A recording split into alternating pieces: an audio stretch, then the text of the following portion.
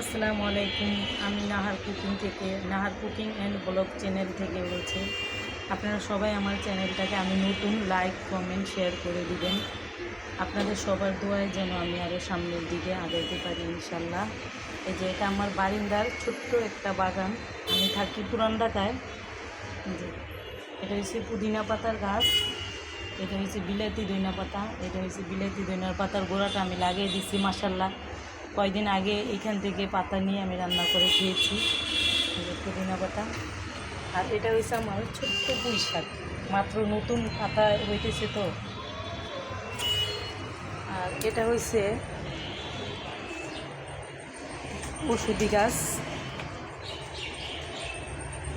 পাথরকুচি পাতা।